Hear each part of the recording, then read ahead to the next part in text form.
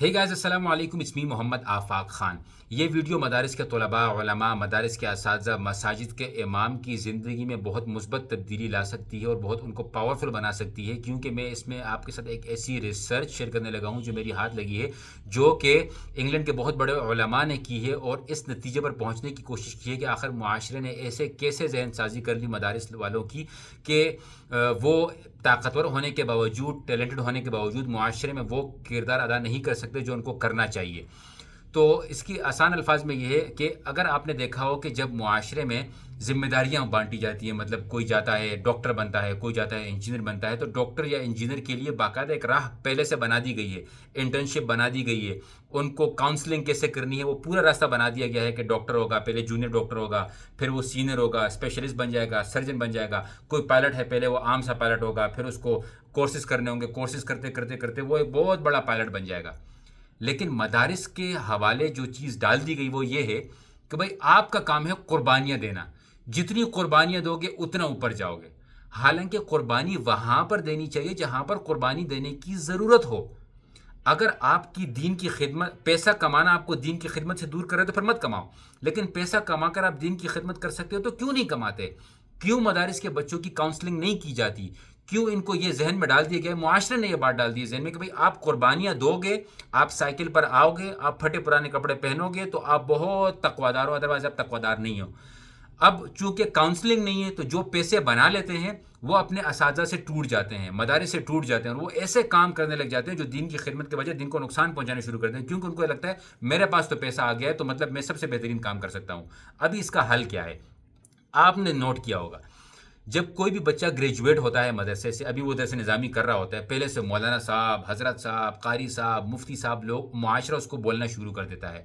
جیسے ہی گریجویشن ختم ہوتی ہے ڈائریکٹ کسی مسجد میں اس کو لگا دیا جاتا ہے۔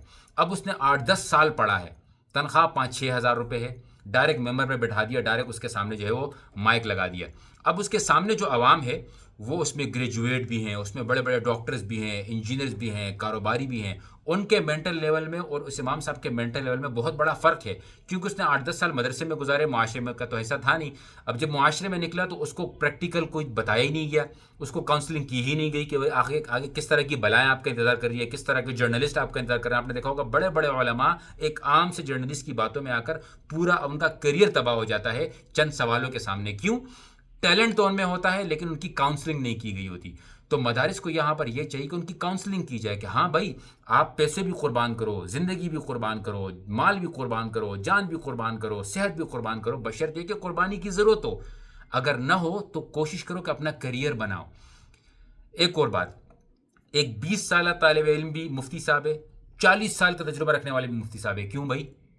تو اس میں اس طرح کا سسٹم بنانا چاہیے کہ نہیں بھائی، اگر کسی نے مفتی صاحب کہلوانا ہو خود کو یا اگر اس کو مفتی صاحب بننا ہو تو مفتی کا کورس کرنے کے بعد اس کو انٹرنشپ کرنی ہوگی، 5-6 ہزار روپے اس کی تنخواہ ہوگی، لیکن اس کو فلاں دارالفتاح میں بیٹھنا ہوگا، اس کو تھیسز لکھنے ہوں گے۔ یہ سب کچھ مجھے پتہ ہے مدارس میں ہوتا ہے، لیکن اس لیول کا نہیں ہوتا جس لیول کا ہونا چاہیے۔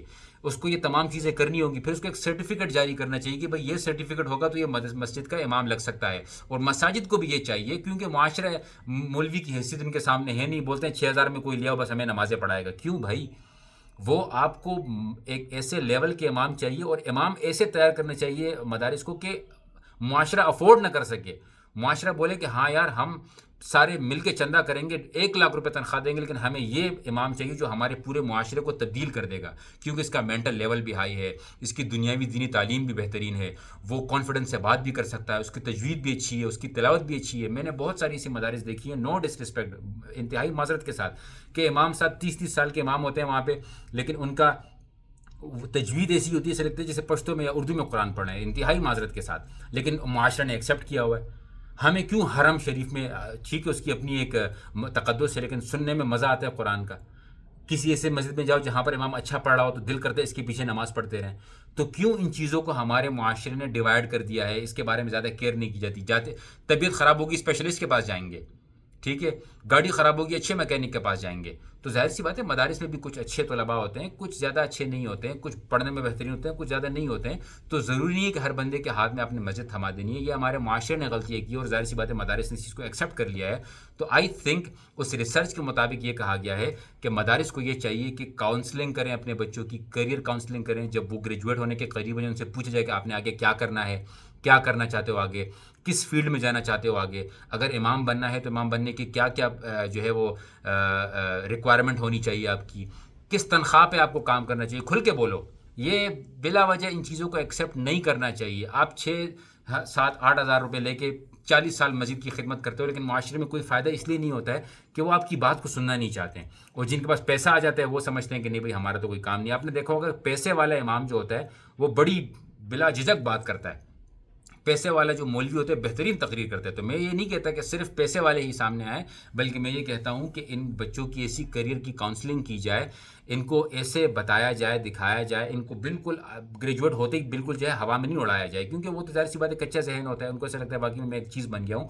ان کو ہمبل کیا جائے، ان کو بڑوں کے ساتھ رابطے میں رکھا جائے، ان کے اوپر ایسا کام کیا جائے، ایسے لوگوں کو معاشرے میں پیدا کیا جائے کہ جو امام کی مدارس کے اساتذہ کی ایک ویلیو جو ہے وہ ایک کیا کہتے ہیں ایک تھریش ہولڈ پار کر لے. اور اسی کے ساتھ ساتھ جو اساتذہ ہیں ان میں بھی دیکھنا چاہیے کہ ان میں کتنا ٹیلنٹ ہے. جب وہ دیکھے کہ 8 ہزار روپے میں کام کر رہا ہے تو مدارس کو خود چاہیے ان کو یہ بولے بھائی اپنا ایک چھوٹا سا کاروبار شروع کر لو، کوئی عطر بیچنا شروع کر دو، کوئی جو ہے وہ مسواک بیچنا شروع کر دو. ڈو سم تھنگ، کوئی ایکسٹرا انکم ان کے لیے ذہن میں ڈال دیں کہ آپ نے ایکسٹرا انکم کرنی ہے. آخر میں صرف ایک ایگزامپل دوں گا آپ کو. مولانا فضل الرحمان صاحب سے بڑے بڑے علماء ہوں گے، لیکن دنیا میں ایک ایسا کام کیا، سیاست کی طرف آگے، خود کو پاورفل بنا دیا. مفتی تقی عثمانی صاحب صرف دینی خدمات نہیں، ان کی بینکنگ کے حوالے سے ہر جگہ پہ دین کا کیا انوالومنٹ ہے وہ سب دنیا کو بتایا انہوں نے. اسی طریقے سے مدارس کے طلباء کو اس لیول پر پہنچائیں کہ ہر بورڈ میں کوئی نہ کوئی مدرسے کا عالم ہونا چاہیے، چاہے وہ بینکنگ ہو، چاہے وہ ہاسپٹلز ہوں، چاہے وہ انجینئرز ہوں. بڑی بڑی چیریٹیز چل رہی ہیں، کوئی امام ان کے پاس ہوتا ہی نہیں ہے، کوئی عالم ہوتا ہی نہیں ہے کہ بھائی زکوٰۃ کے بارے میں آپ کو بتائے. کیوں؟ کیونکہ ان کو ان چیزوں سے دور رکھا گیا ہے. تو مدارس کے طلباء کے لیے بہت فیلڈز ہیں. وہ چیریٹی میں جا سکتا ہے، وہ ہاسپٹل میں جا سکتا ہے، وہ انجینئرنگ میں جا سکتا ہے.